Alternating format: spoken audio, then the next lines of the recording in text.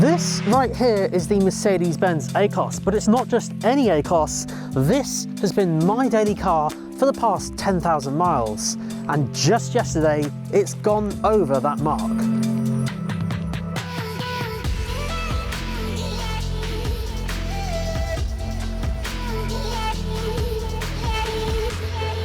So this is my year-long review of this car and my experience with it. And I guess the most important question is, what has that experience been like? And would I buy another? And also, I guess, have I experienced any issues with it over the past year? All of which will be answered in today's video, and some of those answers might shock you. So I bought this car last summer from my local Mercedes-Benz dealership here in Poole, and it's been absolutely great. And for those of you who don't know, I actually had a Vauxhall Astra before that, so quite a significant upgrade from brand, tech, and of course price as well. And while we're on the topic of price, let's talk about that. Now weirdly, when I purchased the Mercedes-Benz A-Class last year, prices started last year at 31,880. But now if you look at the kind of starting price, it's actually gone down, which is a bit weird because cost of living and all that and everything, prices normally have gone up. But yeah, now it starts from 30,720 with the introduction of a thing called the Sport Edition. As I said, rare to see those prices go down. However, for my car, because it's an A180 AMG line premium and also in the colour digital white metallic, which actually Mercedes don't make anymore, they only offer polar white as a white colour. For my car last year, it was 35,580 plus metallic paint, so it was around about 36. But now it's actually starting from 36,045 plus metallic paint, so it's actually going to be more closer to 37 by the time it's on the road, costs and everything like that. So yeah, slight increase on the price on that sort of front. Now compared to last year, pretty much everything will be the same, as there hasn't been like a facelift or a model change or anything like that. That was some time ago. But for those of you that don't know this car, I thought I'd just cover the changes compared to the one before very, very quickly. So the Mercedes-Benz A-Class here has power domes on the top, and then all these kind of Mercedes logos surrounding the front grille, just to remind you what you're driving, as a lot of Mercedes-Benz do have this now. Big badge in the middle there, and of course just a few AMG line elements just along the bottom. So what about the dimensions very quickly? Now, as I said, not much has changed compared to last year, so here are all the dimensions for the Mercedes-Benz A-Class hatchback. And yes, you can also get the saloon as well, just in case you don't like the hatchback style. Now, over this past year, I have been reviewing some other brands of a similar kind of size and segment of this car, and I've got to say the competition is very, very strong. Take the Volkswagen Golf, for example. When I actually did a comparison video, I'll link that down below if that's a car you're considering. It is extremely competitive, and even BMW as well. They've just announced their new 1 Series, which I'm hoping to check out soon, so make sure you hit that subscribe button if you want to see that. So what is this like compared to the competition?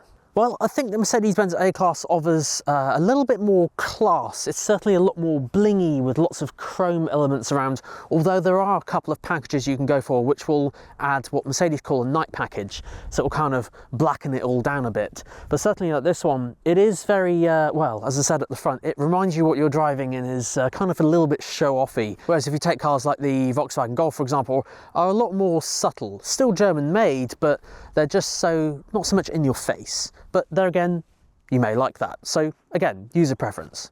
Now with regards to the competition, if you are looking at, say for example, a BMW, an Audi or a Volkswagen, here are all the starting from prices correct at the time of recording. So if you're after price and are very budget conscious, Volkswagen wins on that front.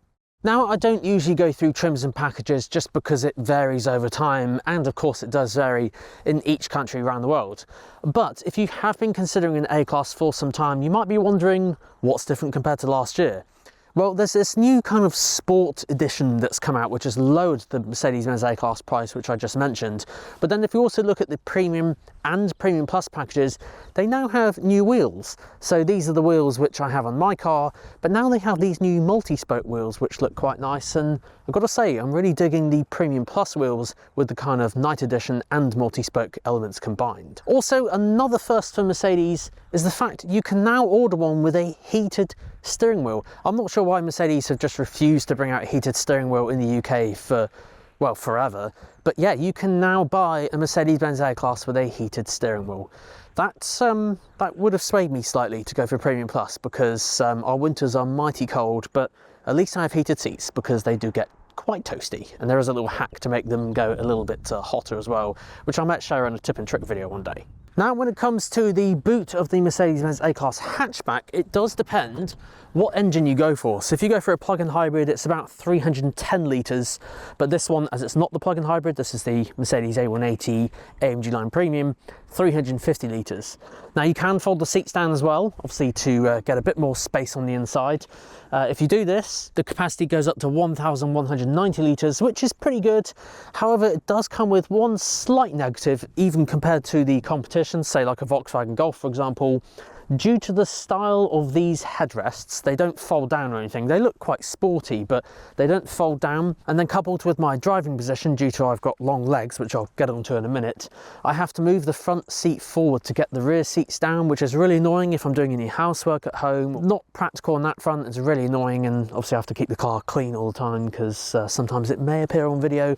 Which brings me neatly on to, obviously we have a dog, and yeah, he's growing, and obviously I might need a bigger car in the future, but having said that, it's doing its job for now, and it's absolutely fine fitting all my filming gear in and things like that. So yeah, it works. I just might need something bigger in the future. And because we have a dog, we also have this neat accessory from Mercedes, which is like a kind of tub to contain the dog hair where we can anyway.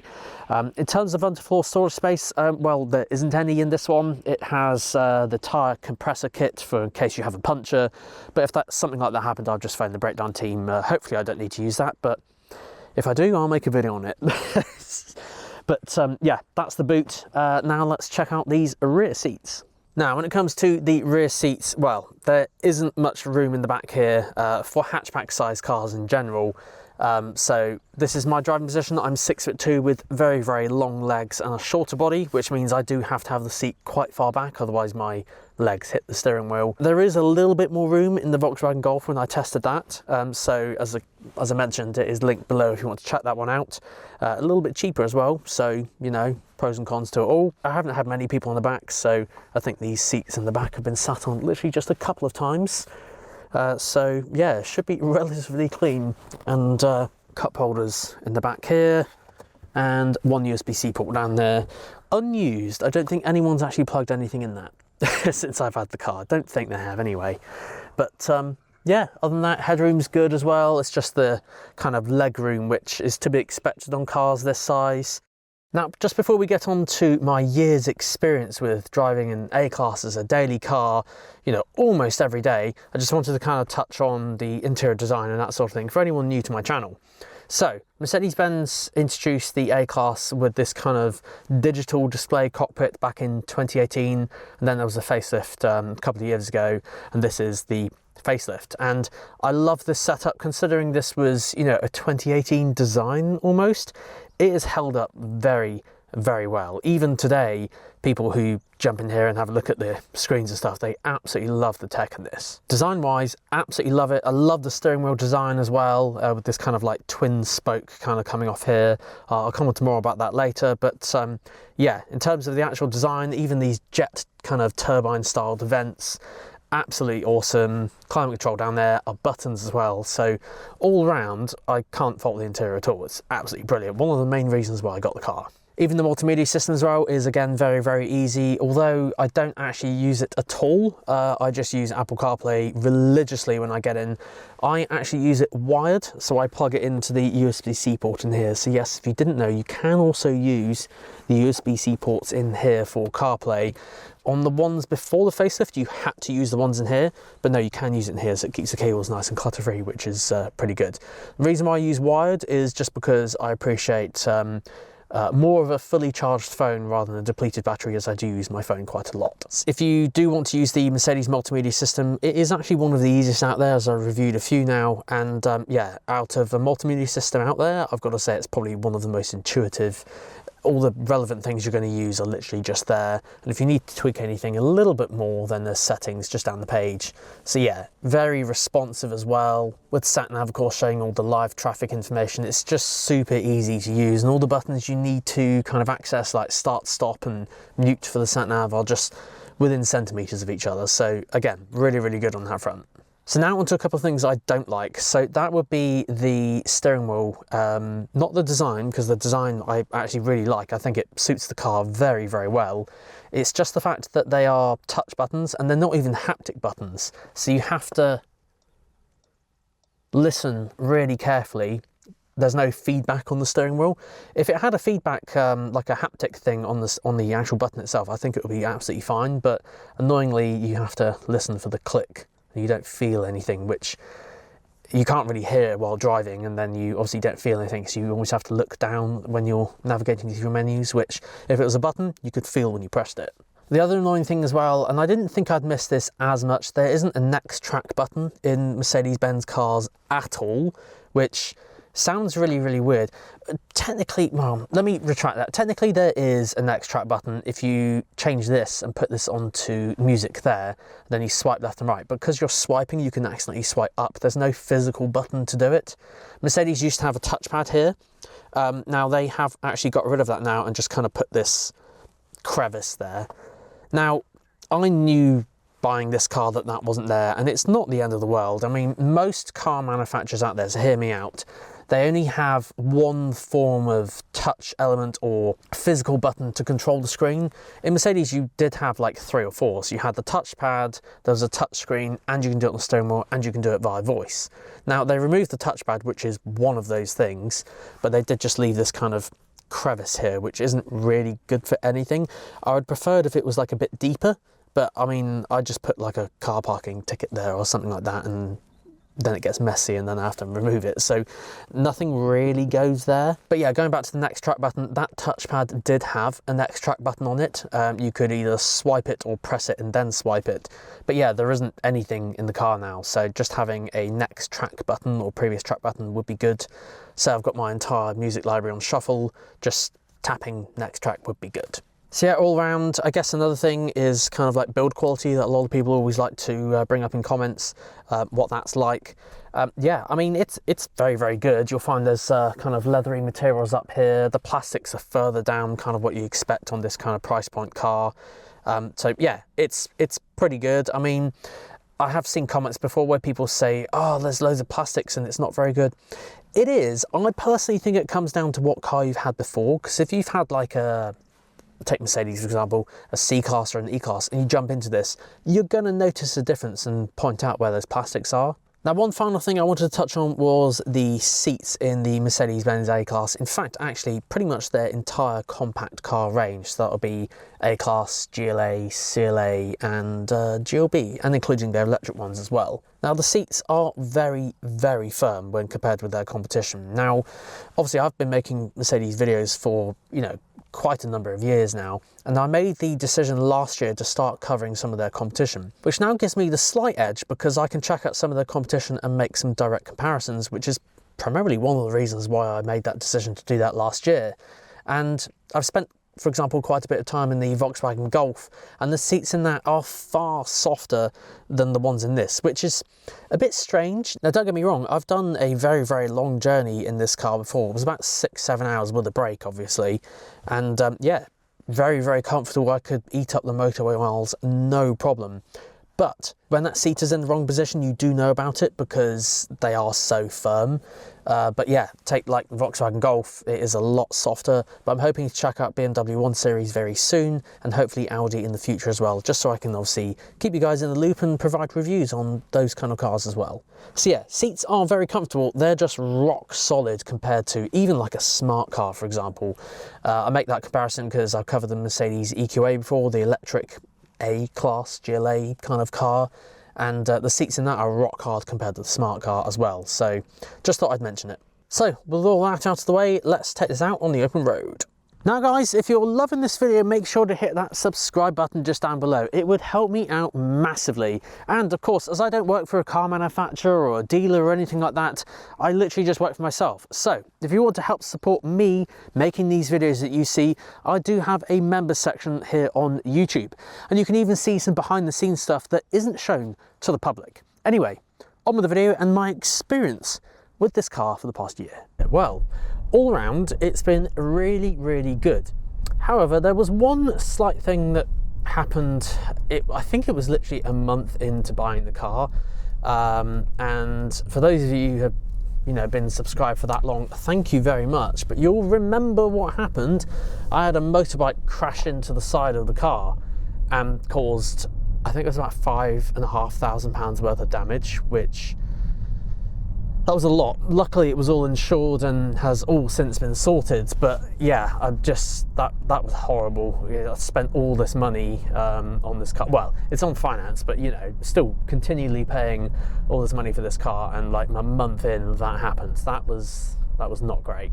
Oh, for those asking, I was absolutely fine, and the motorbike rider was fine as well. I haven't seen him since the incident, but insurance has all sorted it, so thankfully all good. In this year I have had it, I have also had a couple of error messages pop up on the screen. Now, this isn't anything to be worried about, just because a lot of modern cars do come with this, a lot of tech. So there's various different camera systems looking on the road ahead, looking for white lines. It's looking for lane markings and cars in front as you're driving around and all these different things. And if for some reason that the car can't see anything, because it's dirty on the outside, it will throw up these messages. So you should have seen my heart sink when I saw some error messages on the screen. But I cleaned the car, absolutely fine, haven't seen them since. This happened like 8 months ago. So sometimes when you have an error message, it can sometimes be a simple fix. Now, I did actually experience a slight issue. So when I was driving at night time, very, very similar to the countryside, just like this, I noticed that I couldn't see very well. And that's because the headlights, I found, were almost like pointing down at the floor, and it seems like a couple of people have also experienced the same kind of symptoms as well. I guess the reason why it didn't take me that long to notice that this was a few months ago, is well, I don't ever really drive at night. I never really need to because I'm busy working throughout the day, and it's very rare I have to drive at night, and you only notice when it's in the dead of night anyway. But luckily I spoke to my local dealer, and they did a few adjustments and basically wound up the lights slightly. They do self-level these ones, so for those of you wondering, there isn't like an adjustment down here. That's usually for halogen lights, but these are LED high performance lights with like a very basic level of adaptive lights. But yeah, the dealer just basically did a few adjustments and it's all sorted now. So that was a couple of months ago. One other thing I wanted to add as well is that I did also experience the sat-nav not updating for some reason. So again, I just spoke to my local dealer, they booked it in and sorted it out. I wasn't sure why though. The reason again why it took me so long to realise is, like I said earlier, I use Apple CarPlay all the time.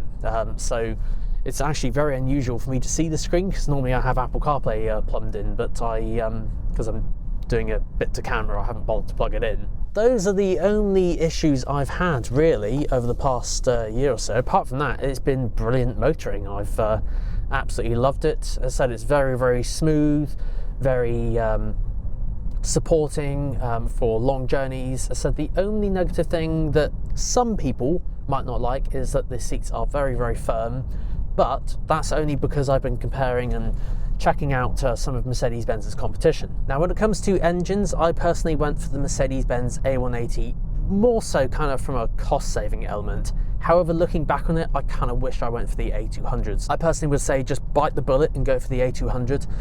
The A180 isn't underpowered, it's just like sometimes I would just like a little bit more power, and that's probably due to the nature of what I do. I do review a fair few cars, so I do like a bit of go in a car, and having driven like a really fast car, for example, most recently a Tesla Model 3 Performance, that's a slightly different league in terms of performance to this car, but when you jump back in this, it does feel a little bit slower. Having an A200 would be just a little bit quicker.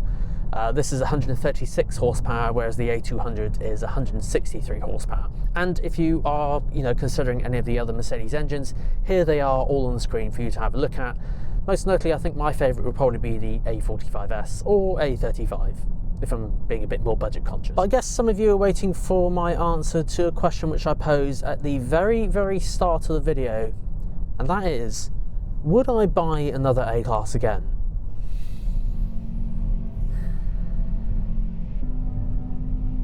Probably not. I know, let me explain.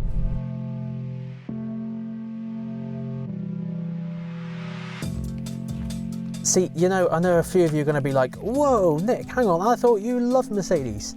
I do, However, there's a few factors at play here, and I want to explain them now. So don't get me wrong, Mercedes make awesome cars. They have beautifully designed interiors, and you know, the further you kind of go up the classes of car that Mercedes-Benz have, from A-Class all the way to S-Class, they are some fantastic cars. However, consider this car's price from new. It's like 36, 37, 38,000, depending on which kind of package you go for. If you're going to go to pretty much anything else above that, then you have a slight issue in the UK. So in the UK, if you buy a car that's over £40,000 list price, this was in effect years and years ago, the tax you pay, or the road fund licence, if I'm going to be completely accurate, is astronomically high when it's over £40,000.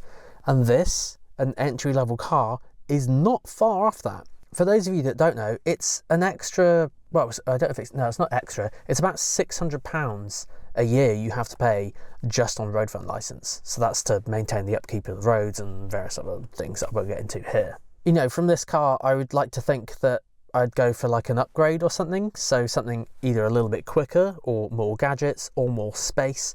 Those three things are going to be a slight issue because it's going to take it above that £40,000 price bracket. So I don't know whether I pay for this car and just keep this car, or maybe upgrade to something bigger, but then that means I won't be able to go new, so they don't have to be used. And then there's another thing that I haven't mentioned. I would like to get an electric car, or at the very minimum, even maybe like a plug-in hybrid. But then when you do that, that just increases the price even more. But there are some electric cars out there which are under £40,000, which are very, very good. I've reviewed a couple. Tesla Model 3, for example, Volvo EX30. Those are some really, really good cars, and actually a softer ride setup and more powerful than this car. This is one of the reasons why I started to venture out and cover more brands as of last year. So guys, I need your help right here.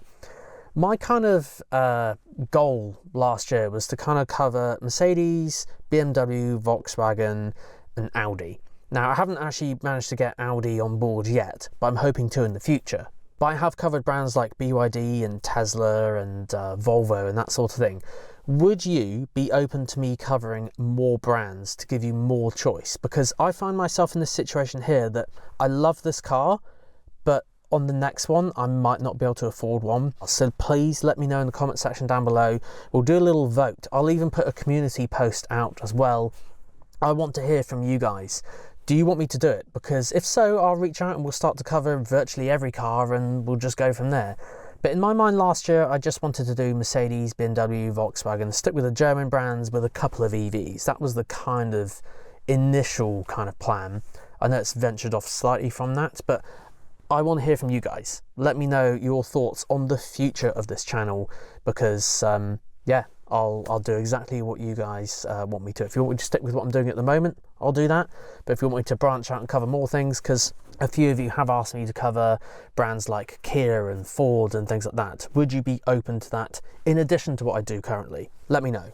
Now guys, I think we will end it there. So let me know your thoughts. Are you going to consider an A-Class for your next car? And most importantly as well, let me know your thoughts about me covering, you know, some more brands in the future, maybe next year going forward. I'm curious to hear your thoughts. Jump in the comment section down below, head over to that community post which I put out.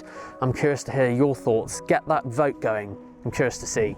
Well guys, as always, thank you so much for watching. I think it's just about to rain. I feel some rain on my face now, so better get that camera away before it gets wet, and the wind seems to be picking up all of a sudden.